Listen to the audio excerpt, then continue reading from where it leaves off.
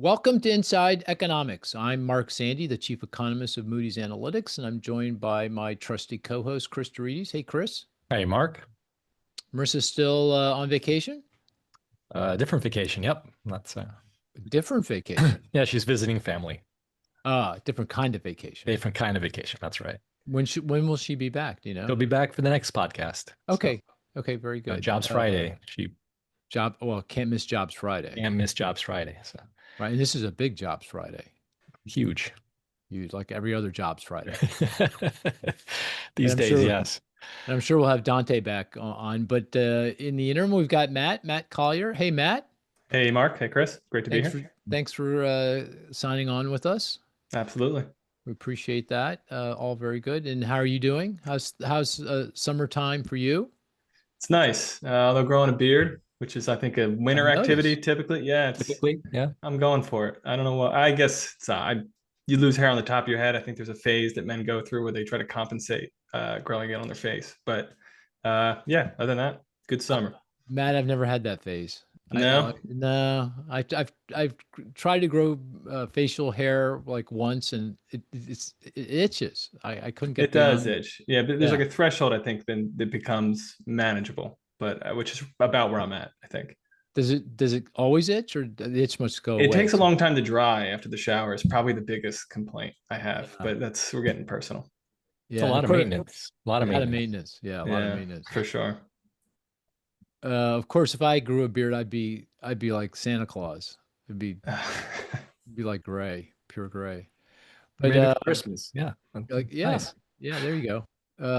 Well, I've been traveling an awful lot the last couple of weeks. I was in Mexico for a week, visiting clients, banks, government officials, that kind of thing. Boy, that was interesting. The most interesting thing about that to me was when I was there, the U.S. government, the Treasury Department, cut off 3 Mexican banks from the American banking system, and they failed. And so the Mexican authority, I think I had this roughly right, Mexican authorities stepped in and took over the banks for money laundering, I should say, for the drug cartels. And I found that fascinating. And there was a lot of support for it in Mexico, at least the people I talked to in the banking community, because they fear that they need help to address that particular problem. So I thought that was of course, tariffs were top of mind. USMCA was top of mind. By the way, they're more confused than we are. So what the heck is going on, and how's this going to play out? But anyway, I found that quite interesting. And then this past week I was New York, Chicago, back to New York, but fortunately I'm back home now. So a lot of travel. Wow. Yeah. I was in Charlotte last week, but that was about it. But I heard about it. I heard you had a great dinner with a great event. Yeah. Lots of bankers, CRE, investors, developers. What did you learn? Would you learn anything? So I asked the recession odds, the group, and they were a lot. I won't say they were optimistic. Some of them actually were. One said only 5% chance of recession next year. Oh, geez. Okay. But in general, it was lower recession odds than I would have guessed. You would have guessed for that crowd. So they're seeing some positive movements. So. Yeah, that feels like the general sense of things. People are feeling a little less nervous about what's going on. Well, I guess that's the topic of the podcast. How nervous should we be?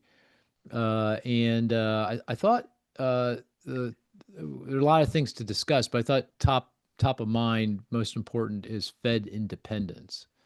Of course, President Trump has been pounding on Fed Chair Powell about cutting interest rates. Do I have this right? That the president has asked or requested or demanded that Powell cut interest rates by 3 percentage points, and to do that quickly. Do you know, Matt, do I have that roughly right? I've seen a reference to 1 point something is what has been suggested as the rate. So that would be about 3%. Percentage points. So, but I'm blurry on the details, but sounds right. So the current federal funds rate, the rate the Fed controls, is some just a tad north of 4%. And you're saying the president has talked about 1%. Here's where things should be in his estimation. Yeah. Right. So, Cris, how do you think about this? I mean, would it be a good idea to cut interest rates, short-term interest rates, the federal funds rate to 1%? Would that make what do you think?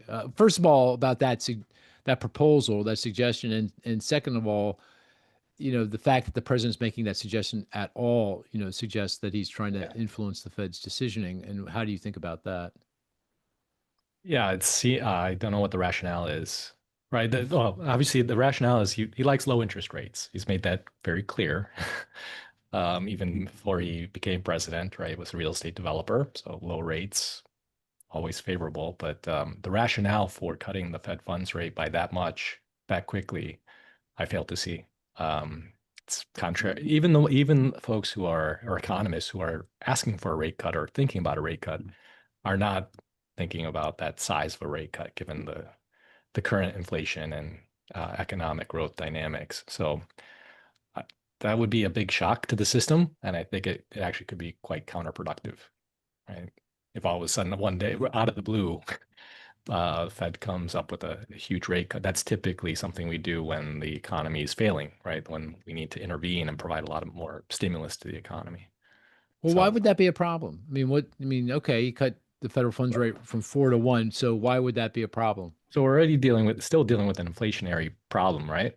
So it's not down to 2%, and in fact, we see some reacceleration of inflation. So cutting that down, making credit extremely cheap, suddenly would be a big boost to the economy, sure, but it would lead to some inflation and potentially inflationary expectations.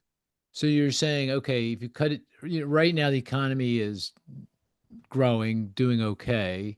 Yeah.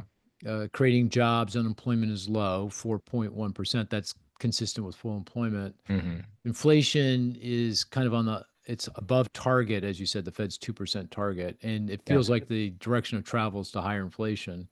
Right. So in that as backdrop, by cutting short-term interest rates to say 1%, you risk juicing up the economy and igniting even higher rates of inflation and pushing unemployment even lower below full employment. That's what you're saying. That's the argument. On top of that, I would argue there's perhaps a psychological argument. Investors are going to say, "What's going on? What are they seeing that we aren't?" And you could have that's the counter effects that you could see. You could see more of a panic at that point. People scrambling to understand what exactly the Fed, or in this case, the president, sees that they don't in terms of potential weakness. And how does that manifest? What does that mean? Lower stock prices, higher bond yields? Yeah, I would think so. So that's the counterproductive part, right?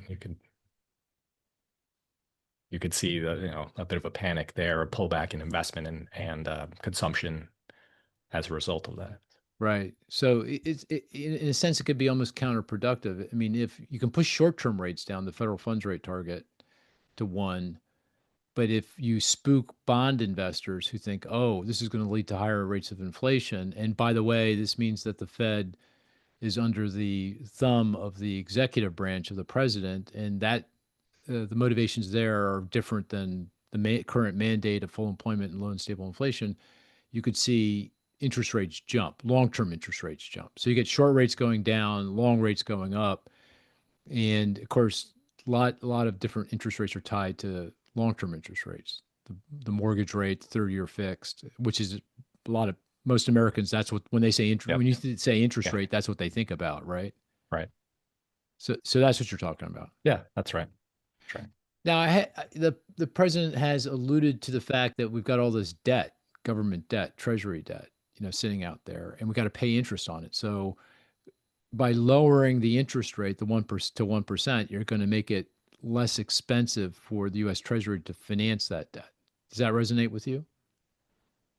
Well, perhaps on the short-term debt for a while, but not all of our debt is locked into the very short-term securities or notes. So it's actually spread out along the maturity curve there. And again, if this does cause bond investors to get spooked and higher interest rates for 5-year, 10-year, or even 30-year debt come into play, that's not going to help that argument, right? A lot of our debt is locked into some of those longer term notes.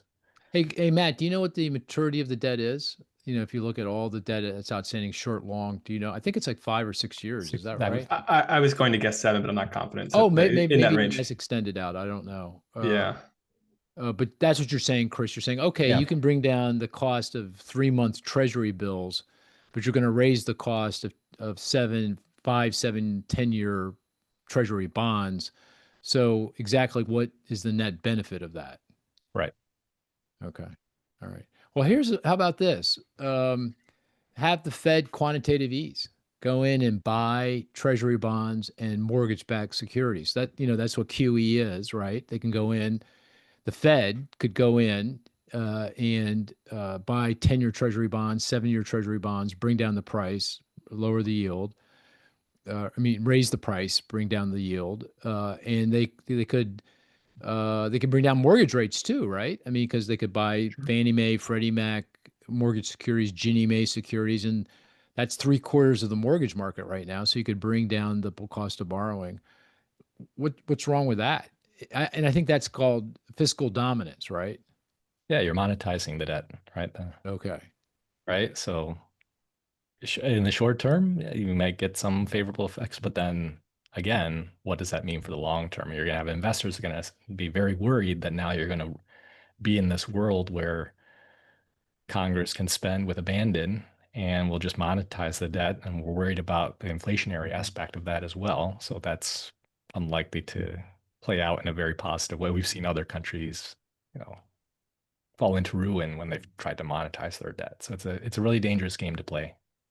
Right. Right. Matt, any opinions on this particular topic? That's what Cris is articulating here is the consensus, right?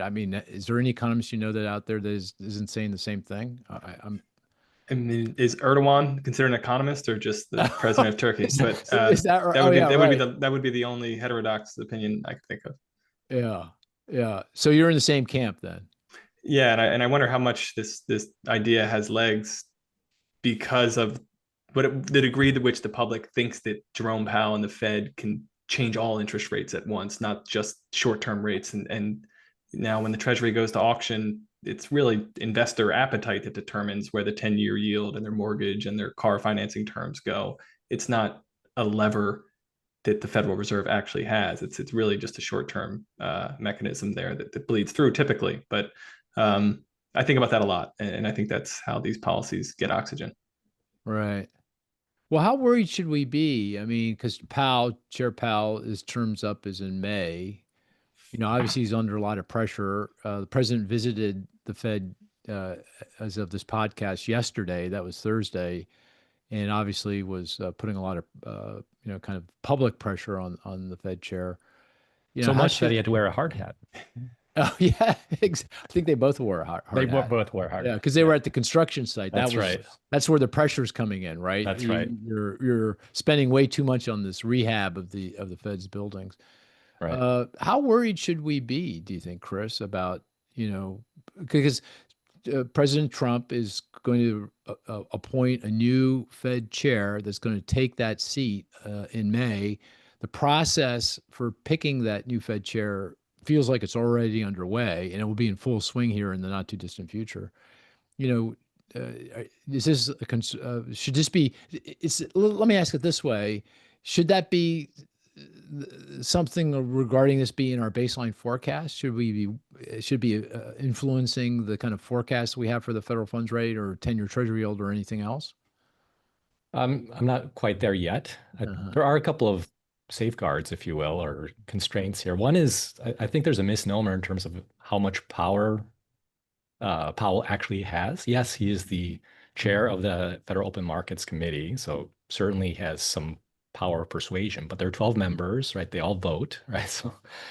So even if you replace him, you're not replacing everyone on the FOMC. So you could still have a lot of voting members there that suggest that don't go along with the plan to say cut rates by a significant amount. So that's one potential there. There's a process. There's a confirmation. Although that can change. That will change. Well, it will. Right? Because Fed members of the FOMC are their terms are expiring. They're rolling over. He's going to appoint new people.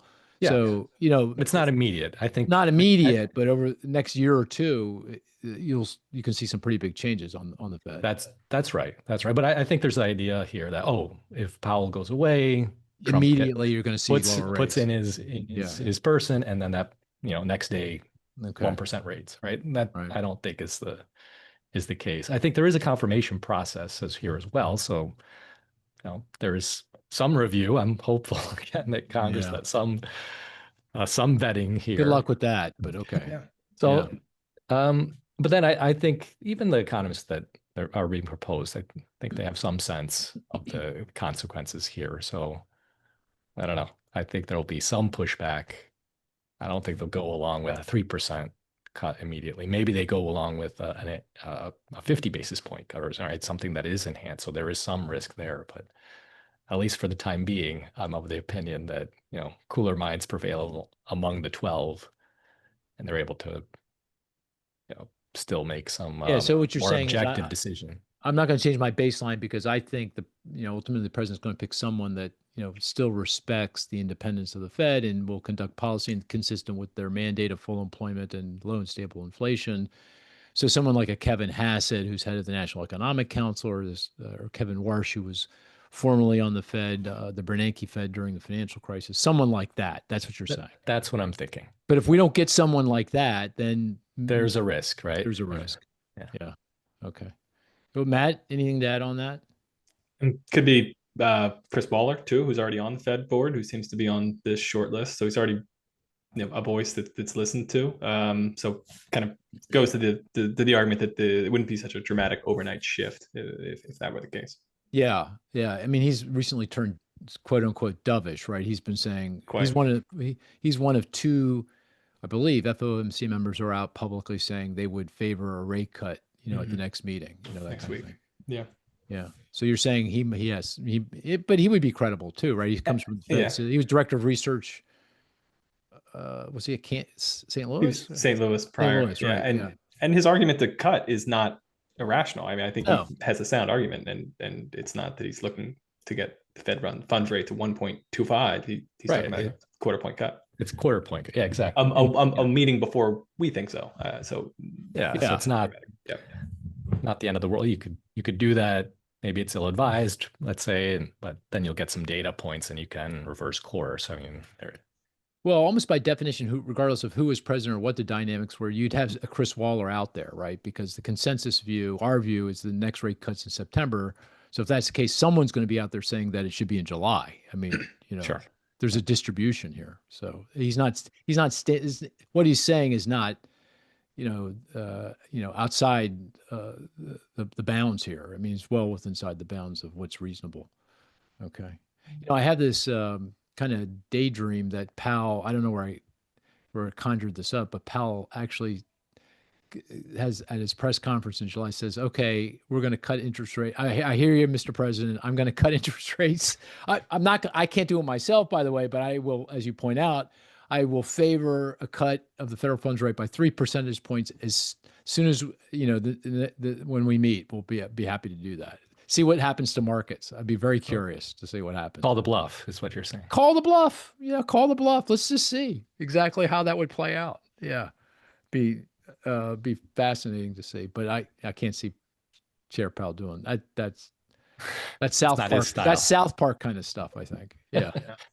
Yeah. He's had a tough enough Are you week. nervous? You sound nervous.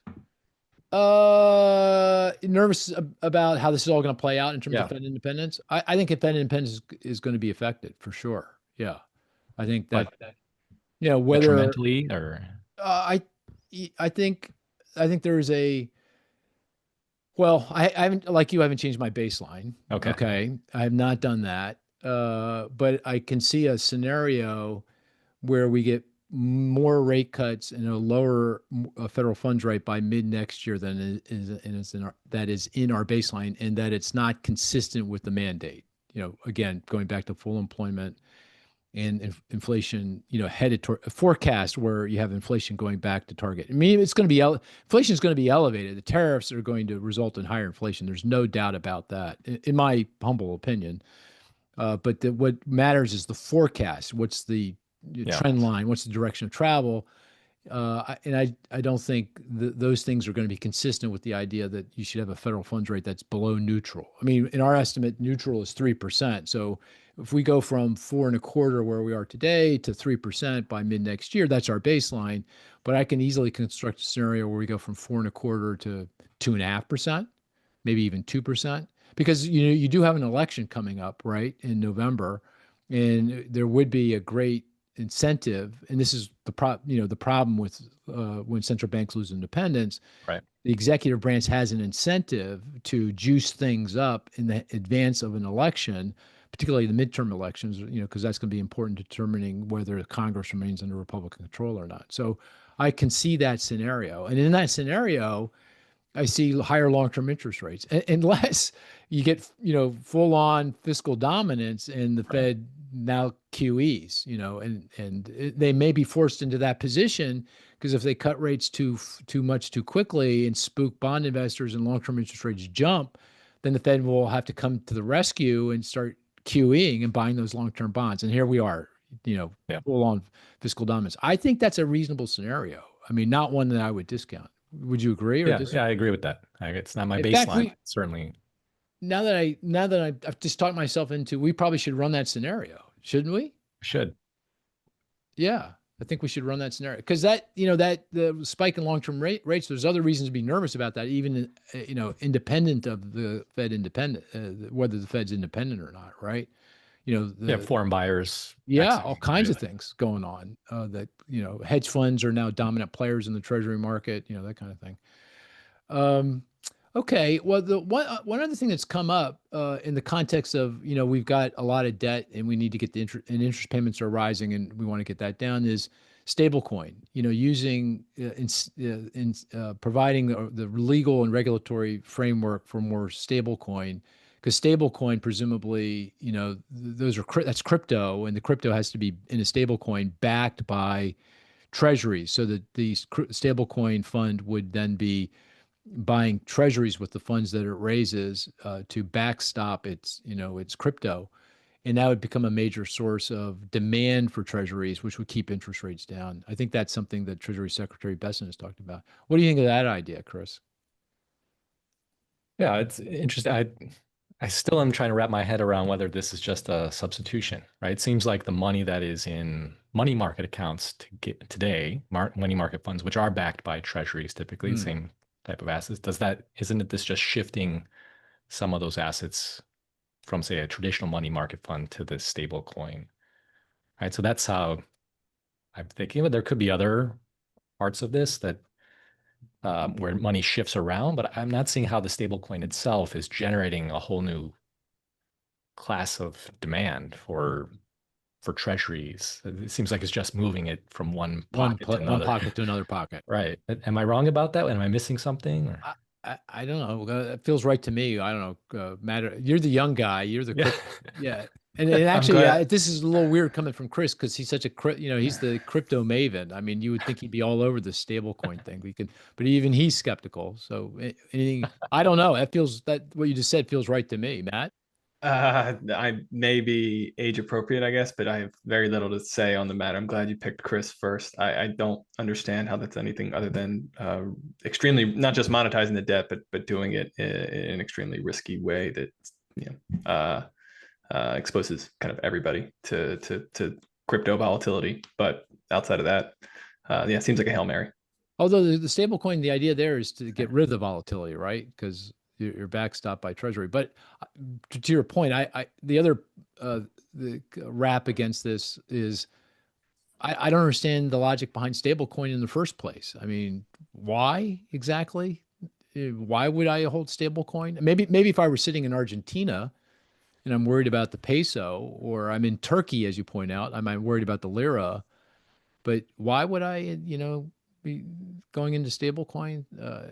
I just don't see it. Except there could be some transactional efficiency, perhaps, right? Is there, though? Is there? I mean, over a money market? Well, let me think of like this money market as example. If you wanted to shift from one account to another, you'd have to extinguish it or draw it down, go to cash, move the cash over, and then buy another fund. This you could kind of move money market funds potentially around with a stable coin, right? Some type of tokenization, right?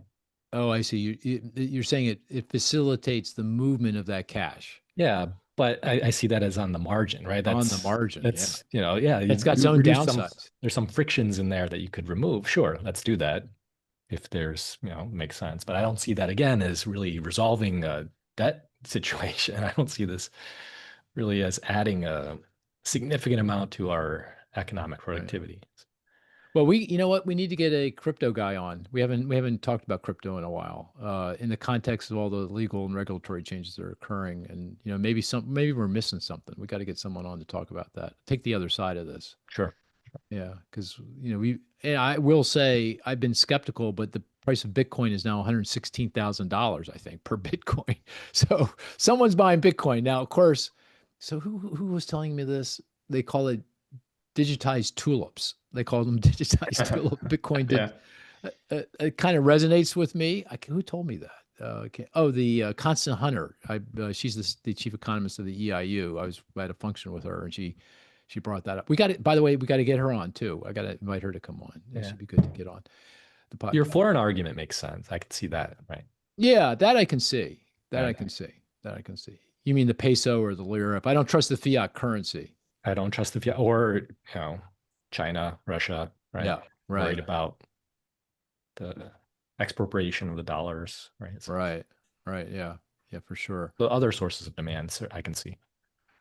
Okay, well, let's turn to the other kind of ongoing big topic of the economic topic of the week, and that's tariffs. And we've got some recent trade deals. Hey, Matt, do you want to just give us a sense of things? What's happened in the last few days, last week on the trade front? Certainly the biggest is the agreement reached with Japan, which is a major U.S. trade partner, country that the U.S. has a trade deficit with, very close geopolitical ally, and we're on the cusp, Japan was, of being charged a 25% tariff as of August 1st, which is the Trump administration's deadline imposed a few weeks ago if there was no agreement reached. In the intervening time, they've been getting charged 10% for all the goods leaving Japan to the U.S. just after reciprocal rates were paused. So the agreement reached, and cars are kind of separate, just given the magnitude of the automotive industry in Japan. All the cars in Japan were subject to a 25% tariff that every foreign car coming to the U.S. is being charged. So this big hang up, 25% rate being charged there. That was apparently a big sticking point negotiations, but this agreement gets reached this week, settling everything at 15%, which I think markets initially cheered or have not reverse coursed either, but that was accepted as good news. My first thought was to immediately go to our January forecast for Japan and look at what we thought was going to happen. We were, I think, relatively orthodox and thinking that U.S. tariffs on Japan would be about 3 or 4% in 2025. Did we really? Yeah. This substitutes for the numbers game, but what do you think we had for S4, the Japanese S4? So our worst case scenario, downside scenario for the Japanese economy, 10%. Yeah. So we thought 10%, and now we're at 15%, and that's that looks rock solid. That's where it's going to land. 15. That's where it's likely going to land. And I think the UK agreement a few months back was a good guidepost for where agreements were likely to be reached. The UK, we have a trade surplus with, very close geopolitical ally, and they still got 10%. So it was hard for me to imagine any country doing better than that. 15% for Japan feels consistent there, and I think that's a pretty good floor for other countries moving forward. We've heard some other agreements with a little bit less detail, but yeah, that's the general contour of what happened. Yeah, and I guess it could be a little lower than 15, right? The actual effective tariff rate, because there's all kinds of exceptions and carve outs and exemptions and everything else. So maybe it doesn't end up being 15, but it's going to be higher than 10. It feels like. Yeah, and the bigger sticking point, the bigger detail is that the cars, Japanese cars and trucks coming to the U.S. will be 15%, which makes them, as far as I can tell, besides Mexican and Canadian carve outs with USMCA, the cheapest foreign cars coming into the United States, because everyone else is subject to the Section 232 25% tariff. And it feels like I think you said it right. The UK was kind of a prototype for what is coming, and Japan was next. And that feels like that's going to influence where the European Union, the negotiations with the European Union land. So it feels like they're going to be somewhere about the same, 10 to 15%, which gets to the overall effective tariff rate. Bottom line, I mean, the stated tariff rate, what the president is saying, what the administration is saying, that goes up, that goes down, that goes all around, that's changing. But if you actually look at the data, if you look at the amount of tariff revenue that's coming into the United States, paid by American businesses and consumers, and you divide by the value of the imports that are subject to tariff, that's the effective tariff rate. That now feels like it's at least 10%, north of 10%. So we started the year at 2-ish, maybe a little over 2. We're now at 10, and it feels like it's going to continue to push higher here and settle in somewhere between 15 and 20%, because you've got much higher tariffs on other countries coming. And of course, China's sitting at what, 40%, I believe. Yeah, because they went from 10. They started at 10 at the start of the year. They went up 30, and now we're at 40% on Chinese tariffs. So that's a big deal. That's not small. That's like those are huge numbers. No? Yeah, absolutely. And I think there's a lot of countries like South Korea that are at the 10% 90-day pause, 90+ day pause. They're at 10%, but no expectation that they're going to be lower than 15%. So things are all pointing in the direction of higher than where we're currently at. Right. So I keep going back to this rule of thumb. Every percentage point increase in the effective tariff rate raises U.S. inflation prices by 10 basis points. So let's say I go from, let's just make the arithmetic easy. Let's say at the beginning of the year we're at 2.5. Let's say we end at 17.5. That's because that feels like where we're headed. What is that? That's a 15 percentage point difference. I multiply by 10 basis points. That's 1.5%. So inflation, as measured by the consumer expenditure deflator, that's the measure of inflation the Fed uses to set the 2% target, is the core CPI, a core PCE of deflator is now sitting at 2.5%. If that arithmetic held exactly true, that would put the inflation rate, let's say a year from now or so, 9, 12 months from now, at 4%, right? Does that sound right? Yeah. Yeah. Does that sound if right we to you, stick Cris? at that tariff level. Yeah. If that. Well, it feels like that's where we're going, and we're going to stay there. I mean, I don't know what brings that down. Unless you get a legal action at this point, right? At least in the near term. USMCA will be renegotiated, right? Well, that's coming too, and that feels like it's going to be higher. As I said, I was in Mexico, so I was paying very close attention to the numbers, and the effective, if the 30%, as you may know, the other announcement, I don't know if it was this past week or maybe it was the week before. It was the week before that Mexico was going to face 30% tariffs, as of October 1. So if they go into effect, and are implemented, that would put the effective tariff rate around in Mexico, even with the USMCA exclusion. Right now there's an exclusion, no tariffs on USMCA compliant product. But even with that, and assuming that compliance rate goes up, which it would, you're still going to be sitting at maybe close to 15% on Mexican goods, right?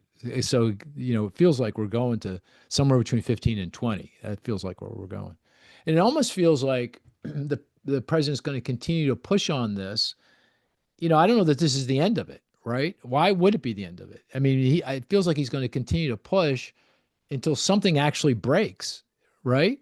Until the stock market breaks, until bond yields rise, until the economy really actually falters. So this is real. This is, we'll talk about the stock market. I want to talk about the stock market because it's hitting record highs, in the last few days, what's going on there. But it just feels like the stock market hasn't looked at this arithmetic yet. Here's the other aspect of the arithmetic, back to the rule of thumb.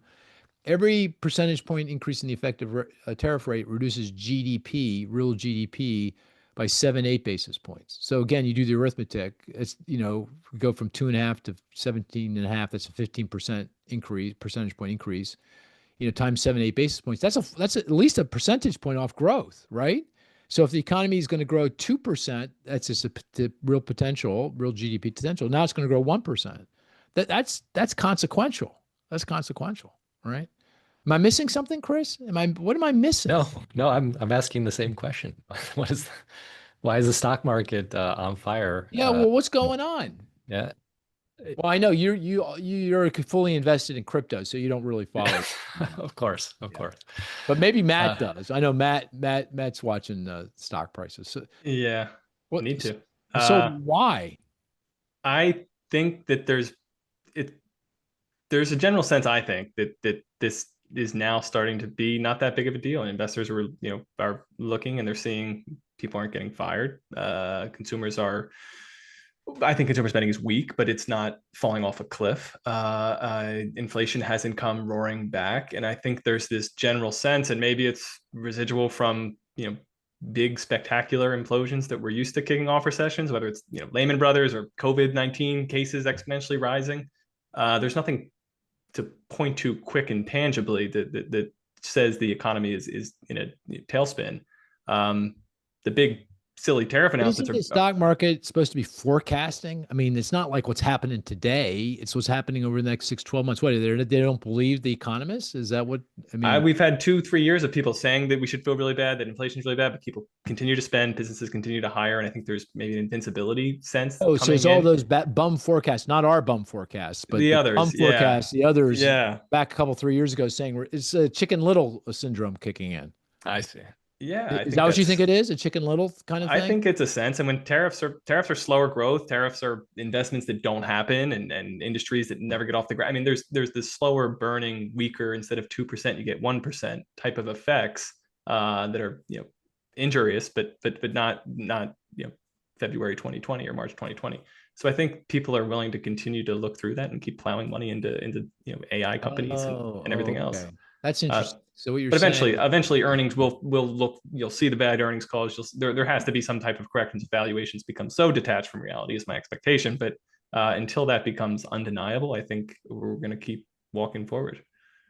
Right. I guess the tax cuts also maybe are lulling, right? Giving a little bit more support in the short term here that makes things look that's worth better than no more than 5 percentage points, right, on the S&P 500. I mean, the tax cuts, because what you're saying is, look, if you assume the same price earnings multiple and after tax earnings are now higher because of the tax cuts, therefore you should have higher prices. That might be worth 3, 4, 5% percentage points on the at most, yeah. Which I guess that's a point, because if you look at the S&P 500, even though it's hitting a record high, compared to where it was at the end of last year, it's only up 3, 4, 5 percentage points, I think, something like that. And that would be consistent with just simply discounting the tax cuts into earnings. It's also highly concentrated, right? The gains, right? So it's really just relatively few firms driving the train, driving the growth. So that's also, it seems like more speculation. Yeah, what you're saying there is, if I take the tech stocks, the big AI companies, the top 10 stocks, they account for 50-60% of the gains that we've experienced, over the course of the year. And everything else is flat to down. So the rest of the market is kind of more consistent, performing more consistently with how we're speaking about the economy. And you just don't see it because the NVIDIAs of the world, and now Google just had a great earnings release and stock prices rose. You're saying that's what's masking kind of the message that was coming from the equity market about the economy. Yeah, it's the AI and crypto enthusiasm. Taking off here. Yeah. Now, forecasting too, it's also the expectation this is dwindling, but the tariffs are not going to be here. If we're talking about forecasting, I think there's some increasingly unlikely expectation that this was kind of a cooler heads will prevail. I think that's harder and harder to hold on to, but I think some of that's in the market as well.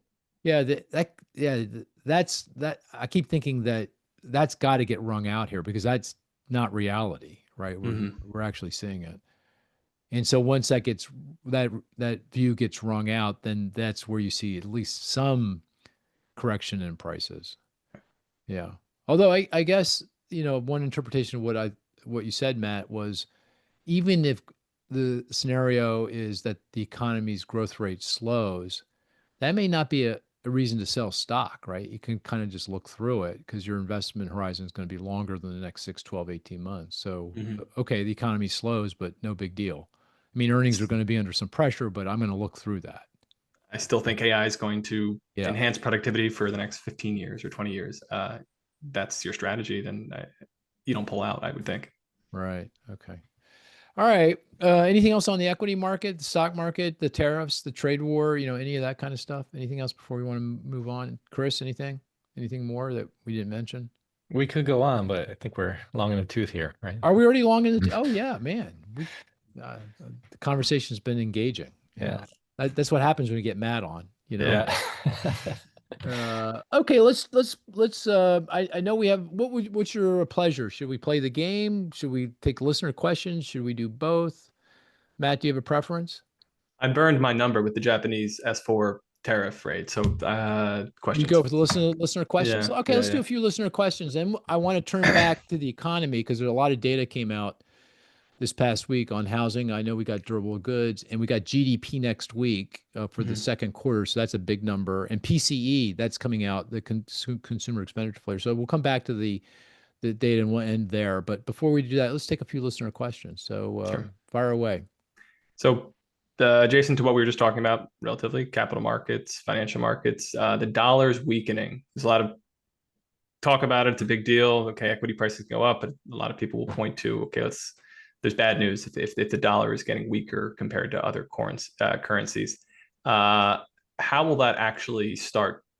And what's the clearest way that starts to manifest as an economic pain point for everyday people? That's a good question. Cris, you want to take that?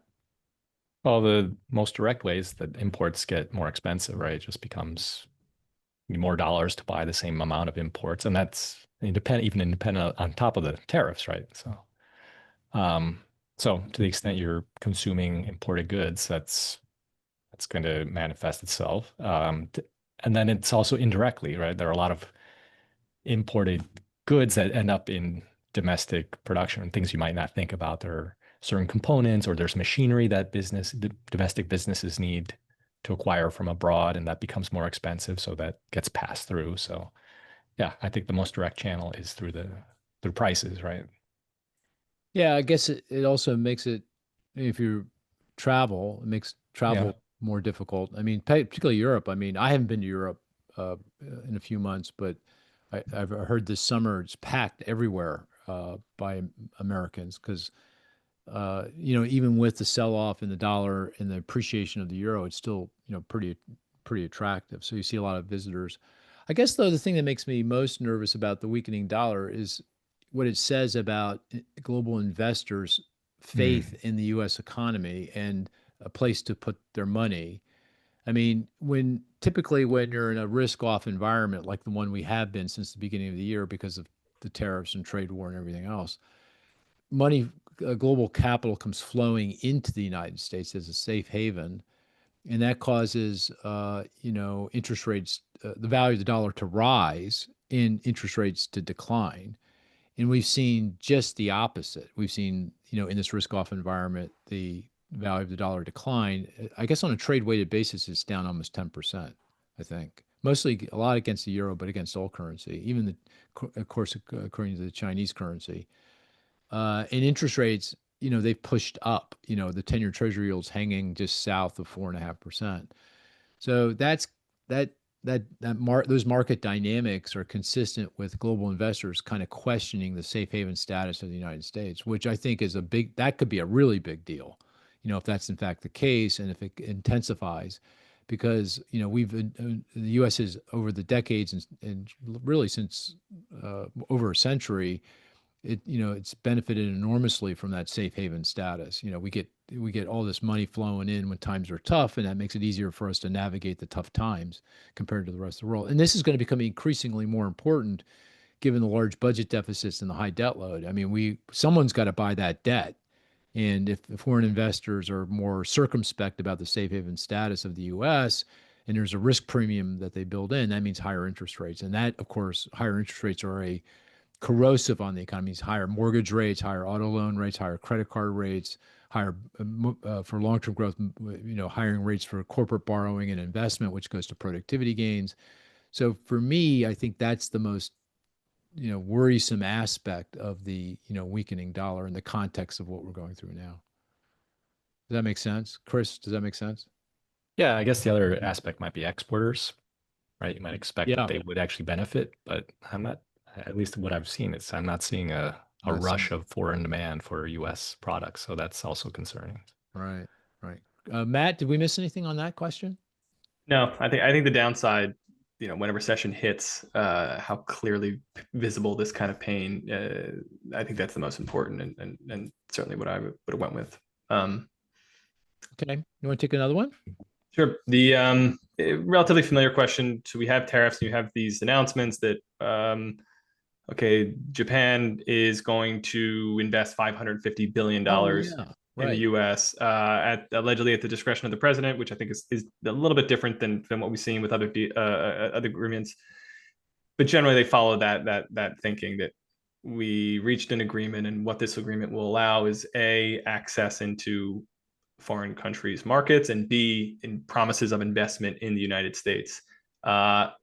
That latter, the investment in the United States, is there a real potential that supply chains, production does get diversified to the United States?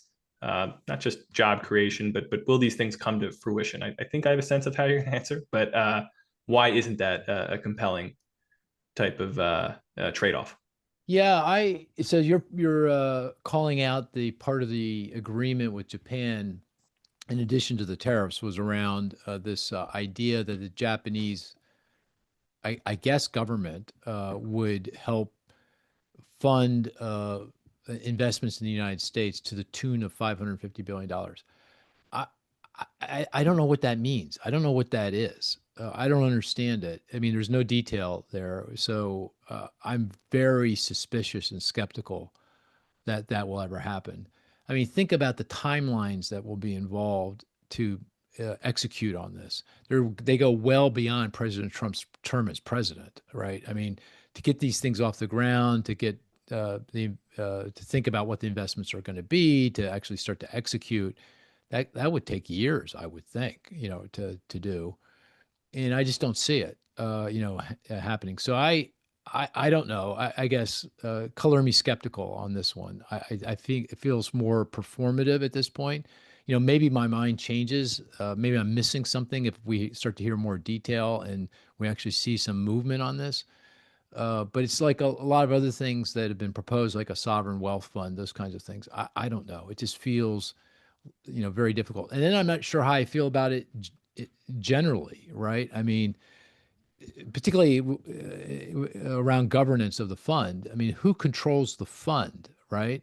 I mean, is it at the discretion of the president without any oversight from Congress or other agencies within the government? Then, what does that mean? Does that mean that this fund money can be used to finance a, I don't know, hotel somewhere? I mean, I don't know. I wonder about, the governance issues that are involved. So, maybe, but color me skeptical until we get some real information about what this all means and what it's actually saying. Cris, I'd agree with you in terms of the lack of detail. I also wonder, and we've seen this with some other announcements, how much of this may actually be already committed capital, right? Toyota, Honda, they were already planning to expand operations, and this is just, reiterating that. So I don't know. It's curious. I also wonder if is this a blueprint for China? Could China say, "Oh, we're willing to invest in the U.S., open plants and expand for tariff relief?" I think they would be more than happy to, but seems touchier. It's an interesting proposition also, right, in terms of that global dynamic, in terms of foreign capital, and to your point, what is going to be an acceptable investment, what's not, right? So it's it just feels so weird in the sense that here I said in the answer to the first question that investors don't want to invest here, but now they're being Forced to invest here. I mean, that just really, I mean, I guess that's the other question. I haven't read anything. I don't know. Is it even legal to do that?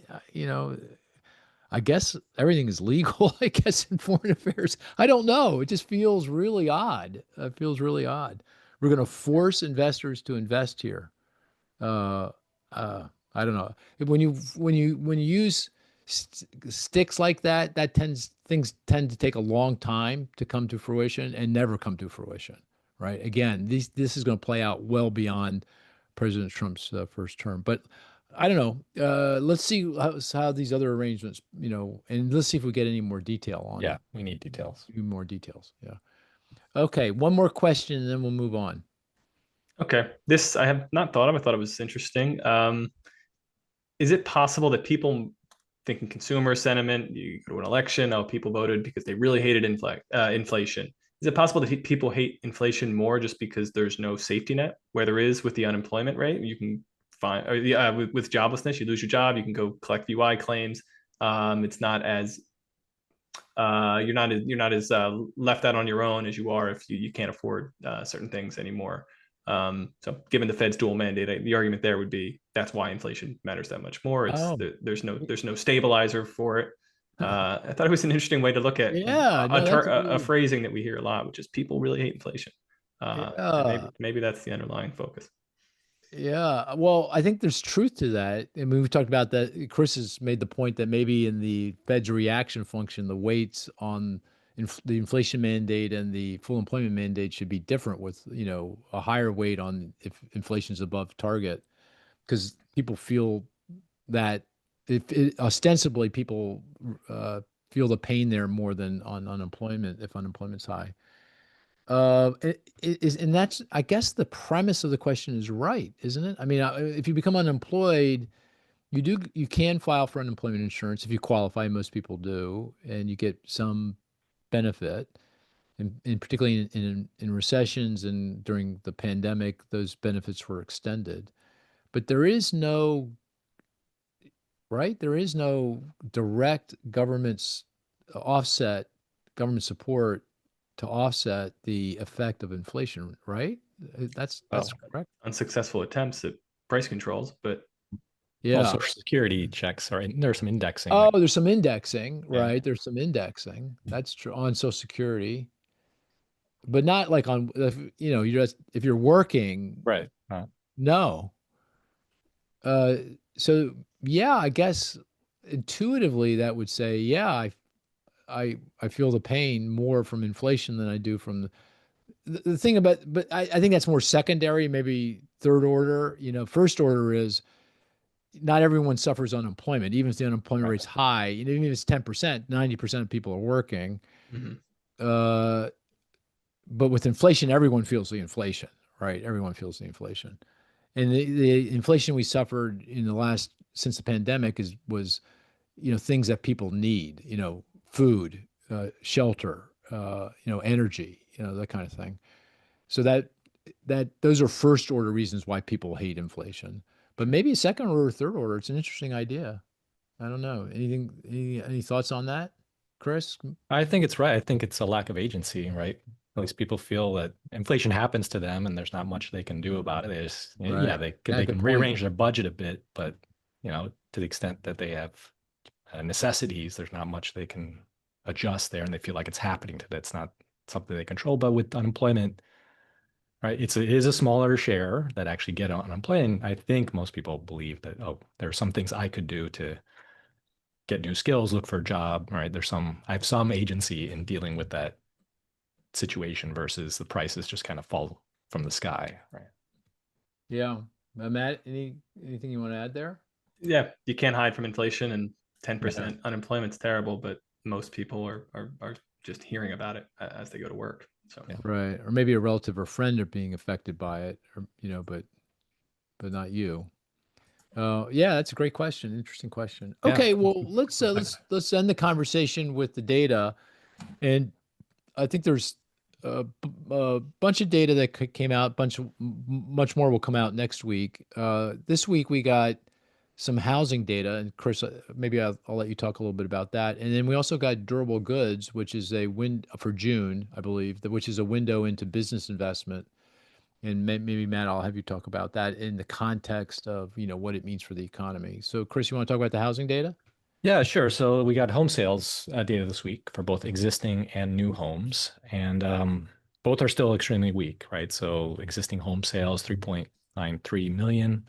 That's lower than last month, kind of flat on the year, but very low from historical perspective. So it's just evidence still of the lock-in, lock-out effect, very high mortgage rates, making it very difficult for people to transact to find homes if they're looking to find an affordable home. And then if you're locked into your mortgage with the 3-4% rate, you're not selling either, and certainly not in this environment. And then on the new home side, also, we had 627,000 homes sold, which is kind of flat on the month, but still lower than last year. So again, here too, home builders are still very dour on the market. We have large or high inventories of new homes for sale, so they're having to make concessions or certainly slow down construction going forward. So it's not a great market. Let's put it that way for housing. Certainly, and I'd even say it's a housing recession from this standpoint. Or depression. Depression. The one stat I kind of does stick out to me is the condo sales. I don't know if you saw this, Mark, but 360,000. That's as low as it gets. That's great recession level, right? Really? Bottom of the Great Recession. So it's really slow. We typically think of condos and co-ops maybe being a more affordable option. So if you see that part of the market really suffering, it's certainly an indication of some broader. I know the Florida condo market is a complete mess, right? I mean, given all the concerns about homeowners insurance and climate. That's right. You have the insurance issue there as well, property taxes. So it's not looking good. It's going to take a while. I mean, in terms of, there's different ways of looking at the housing market, right? Sales, construction prices. In terms of sales, I say it's depression, right? Because if you take 3.9 million existing plus 600K new, that's 4.5 million. That's as bad as it got during the teeth of the pandemic shutdowns or the height of the financial crisis, right? Right. That's right. That's pretty bad.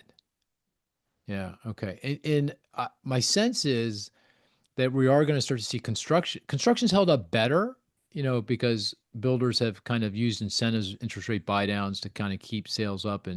But even that's not been enough. As you pointed out, unsold inventory is now about as high. It's almost as high as it was during the lead up to the financial crisis, right? The overbuilding during that period. Yeah, it's 9.8 months of inventory. 9.8 months. That's typical is what, 5, 6? Yeah, something like that. Something like that.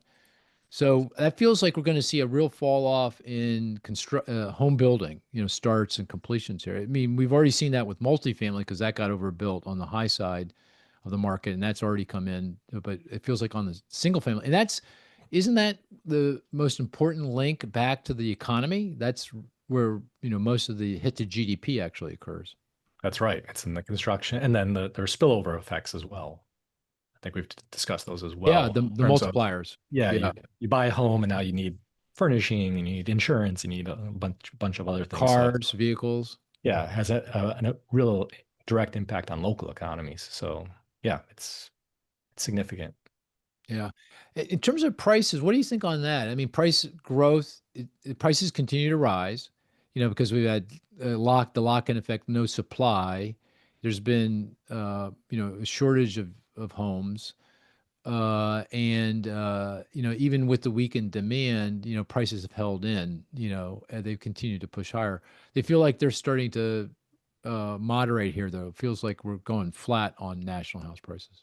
That's right. Flat nationally. Some markets though are down. They're down double digits, right? So regionally, you do have some of that impact there. I think that, to really get the significant price declines, you need foreclosures to go up. And I don't see that trend happening just yet, right? At least certainly not on our baseline, right? You have unemployment ticking up, but homeowners have a lot of equity still. So there's still quite a bit of a cushion there before they end up in foreclosure. So I think my forecast here is we do have prices going flat here for a while, and then it gradually things recover. But it's on a real or inflation adjusted basis, that means they're negative, right? So it's not a great market. So adding it up, home sales very depressed. Hard to see it getting more depressed. So maybe that improves a little bit, given demographic push to move. We are seeing more listings in more markets. Yes. People need to move for demographic reasons or job reasons. On the construction side, it feels like we're going to get weakness here. It's going to decline and actually be a drag on economic growth, broader economic growth, GDP. On prices, you're basically saying flat. We're going to be flat here for a while. Go sideways and let things try to catch up. And I guess the two underlying assumptions are: one, no recession, a weak economy, but no recession, because that could change that house price forecast pretty fast back to foreclosure. Absolutely. Yep. Right. And the other is mortgage rates kind of hang where they are, 6.5% to 7%, somewhere in there. The lock-in effects we're not going to get any relief from the demand side from the lower rates. Right. That's right. Okay. All right. You do have underlying demand, though, fundamental demand. So that's a reason to believe that, even if prices start to fall, you might have some buyers stepping in. Mm-hmm. We recently released a paper on the housing Way gap. to go. I was waiting for that. I was okay. I was like teasing you, waiting. Housing Sarah shortage. Was like, come on, Cris. Spit it out. So by our calculations, there's still quite a, well, we got a paper. You didn't finish your thought. We have a paper. We had a podcast and a webinar is scheduled. Yeah. We'll put a link to the paper in the notes to this podcast. So people should take a look. Yeah. So the underlying, we still believe that there is quite a bit of pent-up demand, if you will, for housing, but without some relief on interest rates and prices kind of easing up here, it's going to be a while before that pent-up demand gets released. Yeah. Okay. All right. Durable goods, Matt. Most people don't really look at that, but I find that to be pretty important, kind of real window into business investment. And I haven't had a chance to look at it. It came out this morning. What did it say? So big number. The top line reading was down negative or 9.3%. As you're likely aware, that's very volatile. It's Boeing gets a bunch of orders in 1 month, then doesn't the next. You're going to see some big swings in that top line number. It's why it's important to look at kind of more narrow aggregates. What we look at and what we put into our high frequency GDP model is we strip away defense spending and aircraft spending and call that core goods, core capital goods. Their spending fell 0.7%. So not as bad as that really bad top line number, but not good. And June's data, which we just got, is the last for Q2 and for the quarter. After you had a run up in orders in the first quarter of the year and the end of 2024, we see a 0.1% reduction in durable goods orders. So these big manufactured goods being ordered in the United States fell in the second quarter after, right after the election. You get over 1% growth again in January, kind of a rush to get ahead of tariffs and get these orders in, payback in Q2 and much weaker. So not a terrible story. It's not the bottom falling out, but certainly trending in the wrong direction. So the key in that report for me is non-defense capital goods x aircraft. Right? Yeah. And what was the orders? The orders were down? Yeah, they fell there 0.7%. And you're saying they've been soft, and if you abstracting from the monthly ups and downs, have been soft, in recent months. Yeah, second quarter down slightly. Slightly. Yeah. And I guess the thing that matters for GDP is shipments. So the orders lead the shipments. So that's why that's so important. It's a leading indicator. The shipments are like a coincident indicator. And what do they look like? Shipments rose in June, 0.5%. You strip away aircraft, 0.4%. So okay. It's modest, okay. Yeah. Modest growth and slightly positive for the quarter. Okay. So do you think investment in second quarter for GDP, which we get next week, you think that's going to be an ad or we have a small ad. Small ad. Yeah. So not bad. I still think there's some residual effect from this first full quarter of chaotic tariff policy and a lot of uncertainty. Starting to be a weight, but not so much that firms altered all of their plans entirely. Okay, let's use all this to forecast GDP next for the second quarter, which we get the first read on next, I guess Wednesday, isn't it? Next Wednesday or Right. Thursday. Yeah. And what I think our tracking estimate is now like 2.5 to 3 or something like that. 2.8% annualized. Yeah. 2.8% annualized. So if I take 2.8%, that's a bounce back from Q1 because of the swing in imports and inventory. That was down minus 0.5. So like I'll take an average of those two as I think a good economist would. Mm-hmm. That would, and it would suggest that in the first half of the year, that the economy grew 1 to 1.5%, something like that, real GDP, 1 to 1.5%. So, and last year we grew almost 3, right? So the growth has been cut in half in the first half of this year compared to last year. Yeah. That arithmetic correct? I agree. Yeah. Yeah. Well, okay, that feels like a soft economy to me, doesn't it? It's below potential. Below potential is probably closer to 2. That feels, I mean, as you said, it's not falling off a cliff, but it's definitely struggling here, no? Yeah, that's a real deceleration, and I think the most comes out next week too. Not to get out ahead of ourselves, but how much of that is a softening in the consumer? I think the second quarter was the story. I think the imports oscillating back and forth are meaningful, but the U.S. consumer pulling back and not being as much, not delivering as much support to growth, I think is the most important story there. Well, almost no growth. I mean, if I look at real consumer spending all in, and we're going to, as you said, we're going to get another data point next week, but that's basically zero in the first half of the year, right? There's no growth in the first half of the year, right? Yeah, and we're closer to about a percentage point add in real consumer spending in the second quarter, which is not what anybody would call extremely healthy. A lot of the increase from there is net X, so some of the import paybacks. But yeah, that's weaker consumer growth. Yeah, and so I don't know why anyone's optimistic. I mean, the first half of the year was no growth in consumer spending, 1% ish, maybe a little bit above in overall GDP. And this included a period of front loading and forward buying that has a backside to it in the second half of the year. And it's before the tariff increases actually got into prices and inflation and undermined real incomes, real purchasing power. So why in the world would you think second half is going to be any better than the first half? And what, presumably it could be even worse, right? Am I thinking about this wrong? I mean, no? Cris?